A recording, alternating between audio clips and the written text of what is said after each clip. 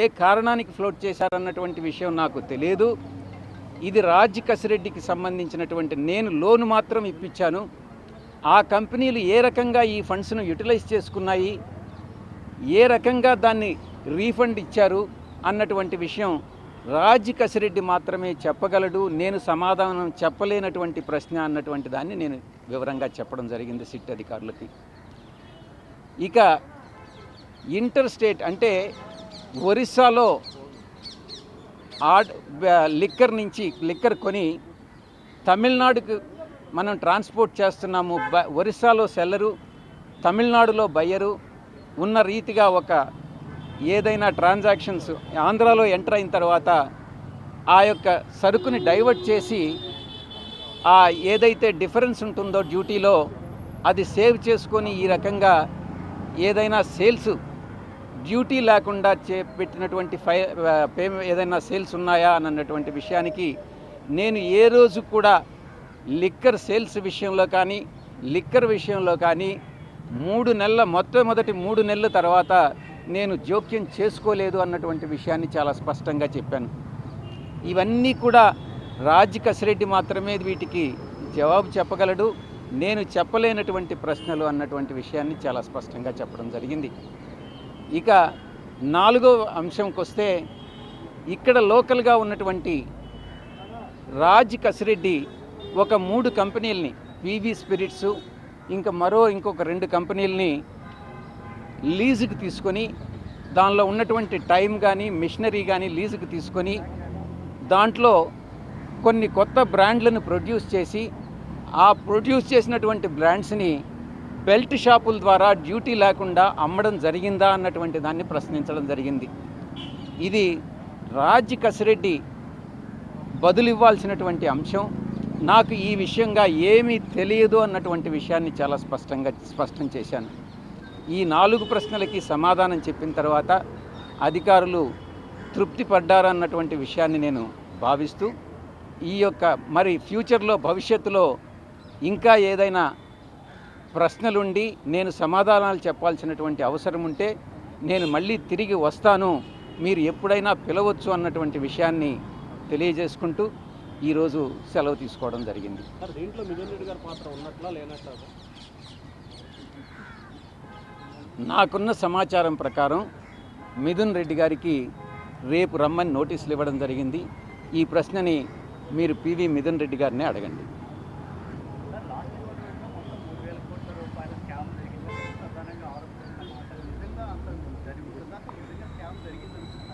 మీరు అడిగే ఊహాజనితమైనటువంటి ప్రశ్నకు నా దగ్గర సమాధానం లేదు. స్కామ్ అన్నటువంటిది జరిగిందా లేదా అన్నటువంటిది లిక్కర్తో సంబంధం లేనటువంటి వ్యక్తి నన్ను ఎలా జవాబు చెప్పమంటారు? మొట్టమొదటి 2 సమావేశాలు 3 నెలల్లో అంటే అక్టోబర్, నవంబర్, డిసెంబర్ తర్వాత ఏ ట్రాన్సాక్షన్లో కూడా నాకు సంబంధం లేదు. అప్పటికింకా అసలు లిక్కర్ పాలసీ ఇంప్లిమెంటేషన్కి రాలేదు.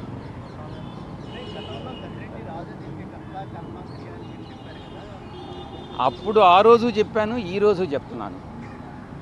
నాకు తెలియని విషయాలు నాకు తెలిసినట్టుగా నేను చెప్పను. మీరు రాజ్ కసిరెడ్డి ఎప్పుడైతే అబ్స్కాండింగ్లో ఉన్నాడు, ఎప్పుడైతే ఆయన దొరికి తీసుకొస్తాడో మీరు రాజ్ కసిరెడ్డిని అడిగి తెలుసుకోవచ్చు. మీ మీద ఒత్తిడి ఉందా సార్ దీనికి సంబంధించి? అంటే కసిరెడ్డిని మీరే పరిచయం చేశారు అని చెప్పి కూడా వైసీపీ వాళ్ళు చెప్తా ఉన్నారు. రాజ్ కసిరెడ్డిని పార్టీలో వ్యక్తులు నాకు పరిచయం చేయడం జరిగింది. 2017-18లో అనుకుంటా రాజ్ కసిరెడ్డి పార్టీలోకి వచ్చారు. అతను ఒక తెలివైనటువంటి క్రిమినల్, ఆ క్రిమినల్ మైండ్ సెట్ ఉండేటటువంటి వ్యక్తి. అంత క్రిమినల్ బ్రెయిన్ ఉంది అన్నటువంటిది తెలియక పార్టీలో పెద్దలందరూ కూడా పరిచయం చేస్తే నేను ఎంకరేజ్ చేసినటువంటి మాట వాస్తవం. నేను అబద్ధం చెప్పదలుచుకోలే. మొట్టమొదటిగా అతనికి ఎన్ఆర్ఐ విభాగం అప్పగించా. ఆ తరువాత సోషల్ మీడియా చూసుకోమని చెప్పా. ఆ తరువాత ఈ ప్రశాంత్ కిషోర్ గారు అక్కడి నుంచి వస్తూ ఉంటే ఆయన మనకు కన్సల్టెంట్గా ఉన్నప్పుడు ఆయనకి ప్రోటోకాల్ అంతా చూసుకోమని చెప్పడం జరిగింది. ఈ రకంగా పార్టీలో అతి ముఖ్యమైనటువంటి బాధ్యతలు అతనికి అప్పగించింది నేనే, ఎంకరేజ్ చేసింది నేనే. ఈ విషయంలో నేను తప్పు చేశాను అన్నటువంటి భావన ఈరోజు నాకు కలుగుతూ ఉంది. ఇంత దుర్మార్గపు వ్యక్తి ఏ రకంగా నన్ను మోసగించాడు అన్నటువంటి విషయం నాన్నే ఆశ్చర్యానికి గురి చేస్తుంది. ఒత్తిడి ఏమన్నా వస్తుందా సార్ మీ మీద? ఎవరి నుంచి? అంటే వైసీపీ నుంచి, అంటే మీరు మొత్తం ఎపిసోడ్ అంతా మీరు అడిగే ప్రశ్న చాలా స్పష్టంగా అడగాలి. మీకు ఒత్తిడి వచ్చిందా అని కాదు, నాకు ఎవరి దగ్గర నుంచి ఒత్తిడి వచ్చింది అని మీరు భావిస్తున్నారు? ఆయన ముందు జవాబు చెప్పింది. అంటే జనరల్గా మీరు ఆ పార్టీ నుంచి బయటకు వచ్చి ఉన్నారు కదా సార్. సో మీరు గతంలో 5 సంవత్సరాలు అక్కడ ఉన్నప్పుడు ఈ ఎపిసోడ్ గురించి మాట్లాడలేదు, బయటికి రాగానే ఈ ఎపిసోడ్ గురించి చర్చ వచ్చింది. మీరే రాజకేశ్వరరెడ్డి కర్త కర్మ క్రియ అన్నారు కాబట్టి, సో ఈ రాజకేశ్వరరెడ్డి వెనక కొంతమంది పెద్దలు ఉంటారు కాబట్టి ఏమన్నా ఒత్తిడి వచ్చిందా అని యాంగిల్ సార్, అంటే ఆ పార్టీ నుంచి ఏమైనా? 5 సంవత్సరాల పాటు మీరున్నారు, అతనితో కలిసి ఉన్నారు, అప్పుడు మాట్లాడలేదని అంటే అప్పుడు మీరు అడగలా, నేను జవాబు చెప్పలా. రాజకేశ్వరరెడ్డి కర్త కర్మక్రియ అని చెప్పారు. ఆయన ఒక్కడి వల్ల సాధ్యమవుతుందా? ఆయన వెనకుండా నడిపించే వాళ్ళు ఎవరు? నీకు తెలుసు, రాజ్ కసిరెడ్డి వెనక ఎవరైనా వ్యక్తులు ఉన్నట్టు మీకు కానీ తెలిస్తే నాకు చెప్తే నేను కూడా సంతోషిస్తాను. మిమ్మల్ని విచారణ సందర్భంగా అలాంటి ప్రశ్న ఏమైనా అడిగారు? మీరు ఏమైనా సమాధానం అడిగారు. రాజ్ కసిరెడ్డి ఒక సాధారణమైనటువంటి వ్యక్తి, ఆ అథారిటీ అతనికి ఎవరిచ్చారు అన్నటువంటి విషయం సిట్ నన్ను అడగడం జరిగింది. నాకు తెలియదు అన్నటువంటి విషయం చెప్పాను.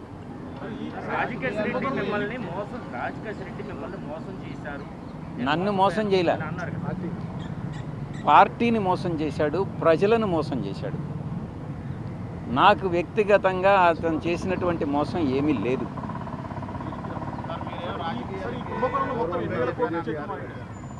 కుంభకోణంలో మద్యం మాఫియాలో ఎన్ని వేల కోట్లు అవినీతి జరిగిందంటారు? ఆ కుంభకోణం గురించి మీరు ఏదన్నా నాకు చెప్తే నేను కూడా సంతోషిస్తా. మీరు చెప్తున్నారు కదా కుంభకోణం, ఈ ప్రశ్న రాజ్ కసిరెడ్డిని వేయాలి. మీరు ఆయన దగ్గర సమాధానం తీసుకొని నాకు కూడా చెప్పండి.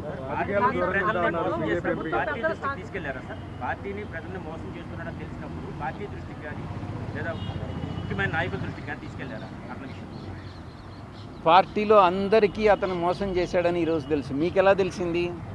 ప్రజలందరికీ తెలుసు. మీకు ఎలా తెలిసిందో పార్టీలో అందరికీ కూడా అలాగే తెలుసు. అప్పట్లో ప్రభుత్వ పెద్దల సహకారం, వాళ్ళ సపోర్ట్ లేకుండా ఇంత పెద్ద నెట్వర్క్ నడిపించడం సాధ్యమవుతుంది. మీరు అడిగిన క్వశ్చనే మళ్ళీ అడుగుతున్నారు.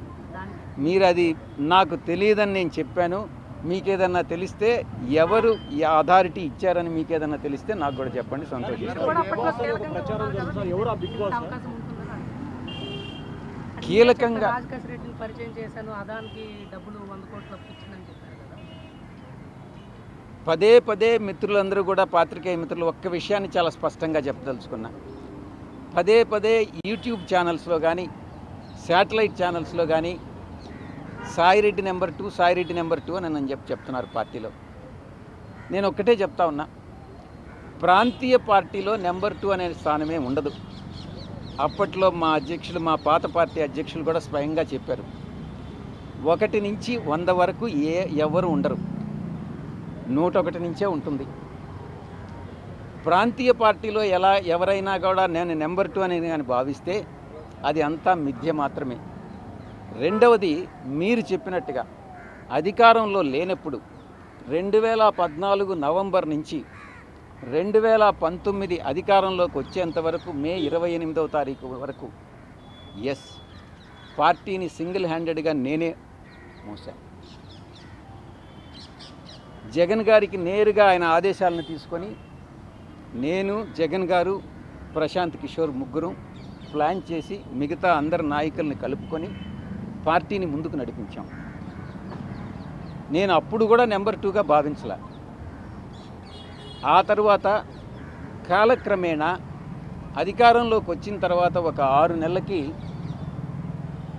ఈ నెంబర్ 2 అనేటటువంటిది మిథ్య అనేటటువంటిది నేను కూడా గమనించాను.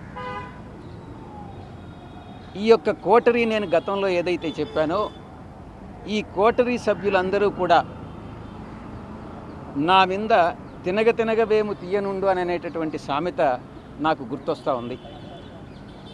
మా యొక్క నాయకుడికి, అప్పట్లో నాయకుడికి చెప్పి చెప్పి చెప్పి సాయిరెడ్డి ఒక వెన్నుపోటుదారుడు అవుతాడు, ఏ రోజైనా మీకు మీ యొక్క స్థానానికి ఆయన స్థానభ్రంశం చేస్తాడు అన్నటువంటిది ఆయనకి చెప్పి, నేనేదో కొన్ని వేల కోట్ల రూపాయలు దోచేశాను అన్నటువంటి